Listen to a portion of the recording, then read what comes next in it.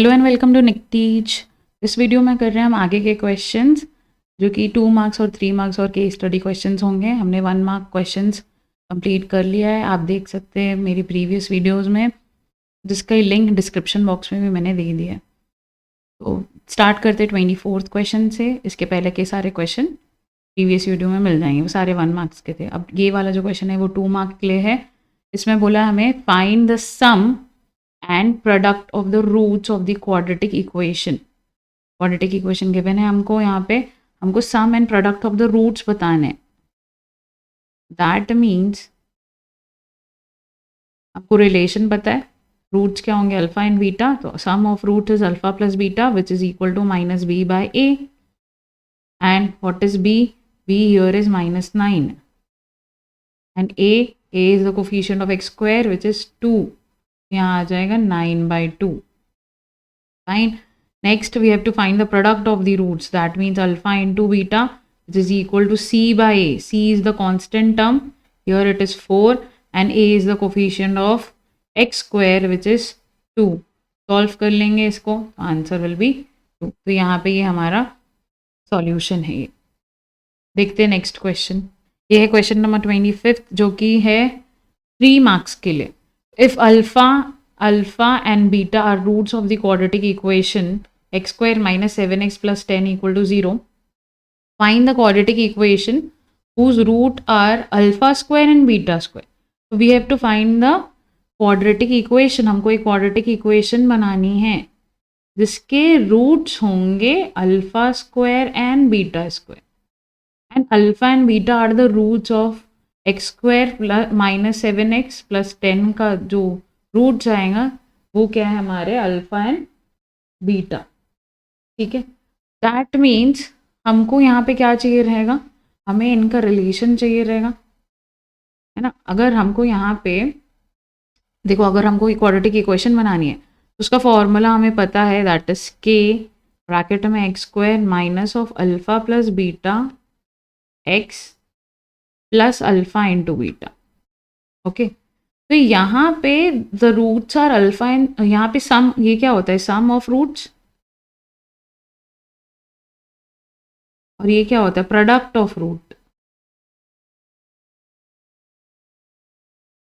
Okay, तो अब हमारी जो इक्वेशन है वो थोड़ी सी चेंज हो जाएगी। दैट मीन्स हमको यहाँ पे एक्चुअल में लेना है alpha square plus beta square, because the roots are alpha square and beta square.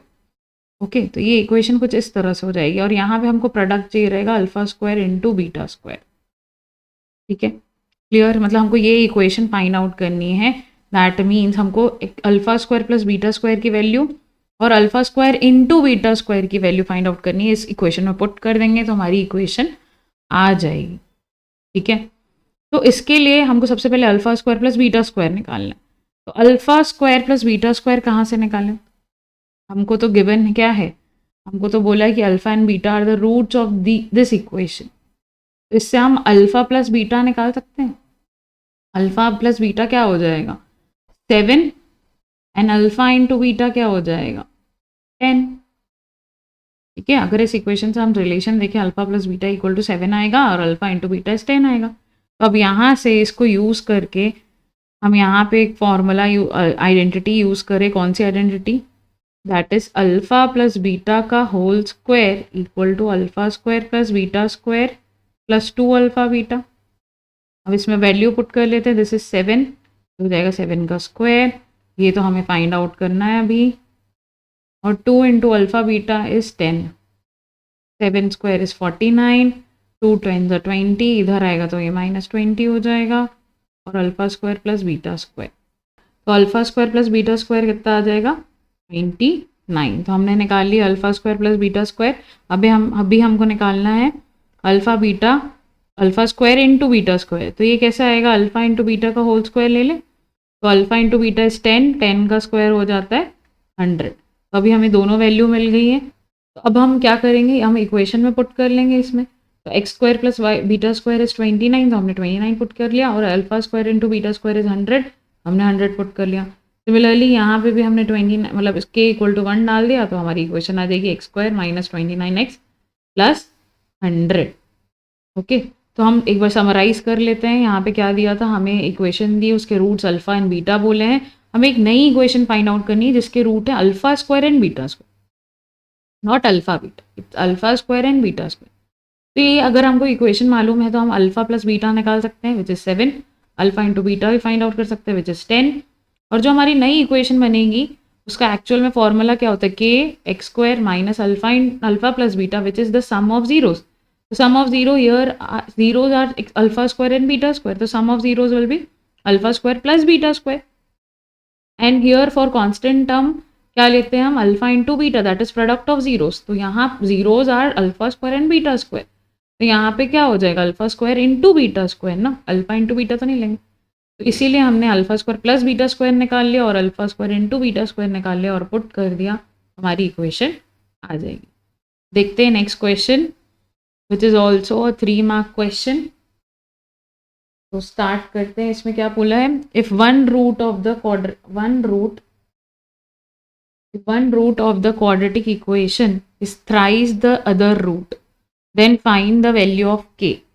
That means one root, let it be alpha, is thrice of other, that means 3 beta. यही relation तो given है, one root is thrice of other root, that is alpha is equal to 3 beta.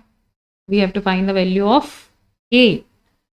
तो हमको यहाँ पे पता है कि अल्फा प्लस बीटा, और क्या रिलेशंस हैं, alpha plus beta equal to minus b by a, that is 12 here, minus 12, and alpha into beta is equal to minus k. अब यहाँ पे 3 इक्वेशंस आ रही हैं, तीनों को हम सॉल्व कर लेते हैं। यहाँ पे अल्फा की जगह 3 बीटा डालते हैं, इसको सॉल्व करके निकालते तो 4 beta equal to minus 12, beta आ गया माइनस 3, बीटा आ गया माइनस 3। ओके, नाउ यहाँ पे पुट कर लेते हैं, alpha is 3 beta and beta को अभी बीटा ही रहने देते हैं, एंड माइनस के। तो यहाँ पे आ जाएगा 3 बीटा का square equal to minus k. अब वैल्यू पुट कर लेते हैं, 3 इंटू माइनस 3 का whole square equal to minus K, right. तो 3 3 are 9, 3 are 27 equal to minus K equal to minus 27। Answer is K equal to minus 27। Easy था बहुत ये। तो हमको रिलेशंस फाइंड आउट करते चलना है। एक रिलेशन ऑलरेडी गिवन है, 2 रिलेशन हमको ऑलरेडी पता है, बस पुट करना है, सब्सटीट्यूट करना है और फाइंड आउट करना है। अब ये है next, that is case study question, और इस चैप्टर का आखिरी क्वेश्चन, इस सेशन का, इस सीरीज का आखिरी question. In a pool at an aquarium, a dolphin jumps out of the water traveling at 20 centimeter per second. Speed is 20 centimeter per second. Its height above the water level after t second is given by this. तो ये height का relation है in terms of t, है ना। जैसे ये water level है, ये height है, तो इसका relation जो दिया है टाइम के टर्म्स में, है ना। तो ओके, तो क्या मिला है, दैट इज जी, ये जो हाइट हो रही है, जैसे कि यहाँ पे ये ट्रेवल कर रहा है ऐसा, है ना। तो ये जो हाइट चेंज हो रही है टाइम के हिसाब से, हाइट चेंज हो रही है ना टाइम के हिसाब से, तो इसका हमको इक्वेशन गिवन है, that is h equal to 20t minus 16t square. तो ऑफकोर्स ये क्या होगा, क्वाड्रेटिक इक्वेशन है, दैट मीन्स हमको एक पैराबोला मिलेगा। ओके, तो find the zeros of the polynomial pt equal to 20t minus 16 square. Very easy question. हमको क्या फाइंड आउट करना है, जीरोज। तो क्या करेंगे, 20t minus 16t square equal to 0 कर देंगे। t को कॉमन ले लो, और किसको कॉमन ले सकते, 4 को कॉमन ले सकते हैं। तो क्या मिलेगा यहाँ पे हमें, 5 माइनस 4t। तो इसको लेंगे एक बार तो t इक्वल टू 0 आ जाएगा, और जब 5 माइनस 4t को 0 से इक्वेट करेंगे तो t आ जाएगा 5/4। तो zeros are t equal to 0 and t equal to 5/4। Okay, which of the following type of graph represent PT. PT को कौन सा ग्राफ रिप्रेजेंट करता है? ठीक है, दैट मीन्स हमको जीरोस पता चल गए, टी इक्वल टू 0 एंड 5/4, मतलब टी इक्वल टू 0 पे और 5/4 पे कट करेगा। तो ये हो सकता है, ये हो सकता है क्या? नहीं, ये 5/4 पे कट नहीं कर रहा। ये भी हो सकता है, ये नहीं हो सकता क्योंकि ये 0 पे कट नहीं कर रहा या टच नहीं कर रहा। ठीक है, अब इन दोनों में कौन सा होगा? अब इन दोनों में कैसे सोचेंगे हम? हमारा इक्वेशन है 20t माइनस 16t²। यहाँ ए की वैल्यू देखो, ए मतलब क्या है? कोफिशियंट ऑफ t² या फिर x² बोलो, है ना, जो स्क्वायर वाला रहता है उसका कोफिशियंट। उसका coefficient here it is negative, that is less than 0। तो ग्राफ हमेशा कैसा बनेगा? इस तरह से कुछ। अगर ये a जो रहेगा that is coefficient of t² या फिर x² इज ग्रेटर देन 0, तो ग्राफ जो हमेशा बनता है ऐसा, पैराबोला ऐसा बनेगा। ओके, तो अभी के केस में it is negative which is a is less than 0, तो आंसर इज a, ये करेक्ट है। इसलिए आपको ये हमने थ्योरी में पढ़ा है। ओके, आप अगर एनसीईआरटी रीड करेंगे तो आपको मिल जाएगा, तो आपको याद रखना है ये चीज़। ओके, आंसर इज ए।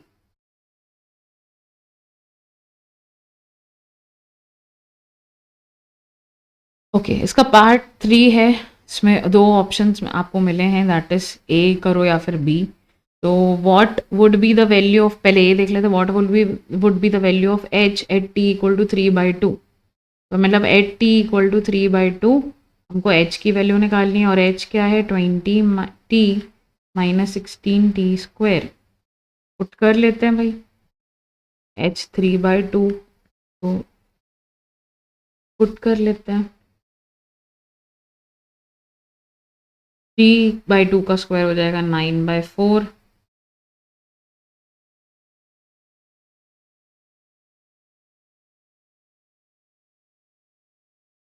तो यहाँ पे आंसर आ रहा है -6। दैट मीन्स जो डॉल्फिन है वो कहाँ गई है?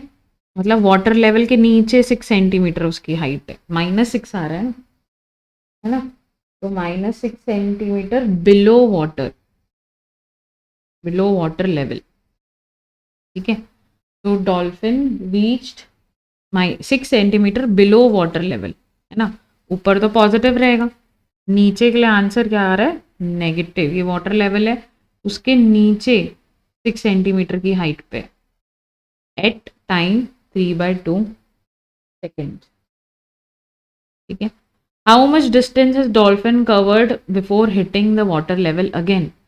ठीक है, तो ये वाटर लेवल से आई, है ना, और यहाँ पे वापस से हिट कर रही है, तो ये कितना टाइम हुआ पहले, ये हमको पता करना है।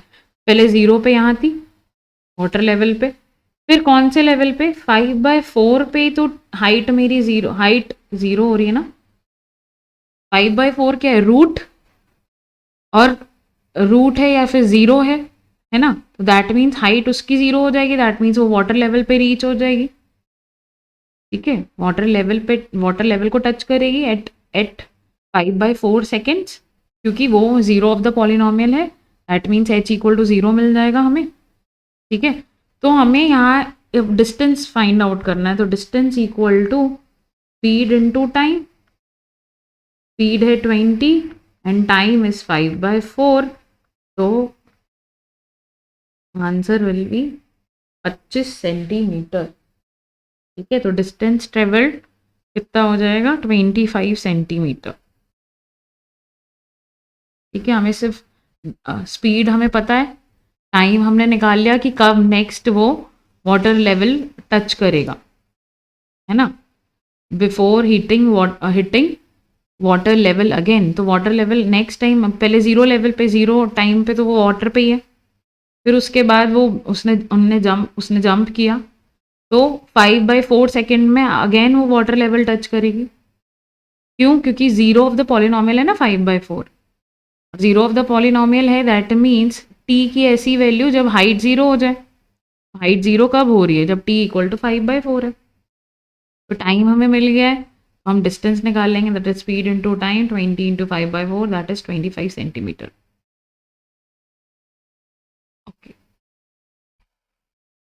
That's all for this video. अगर आपको वीडियो अच्छी लगी हो तो please like share and subscribe. और यहाँ पे ये पॉलिनॉमियल चैप्टर के सारे क्वेश्चंस 2023 के जो बोर्ड में आए थे वो ख़त्म होते हैं। इतने ही क्वेश्चंस थे, मैंने सारे सेट्स में से कवर कर लिया है, स्टैंडर्ड के क्वेश्चंस।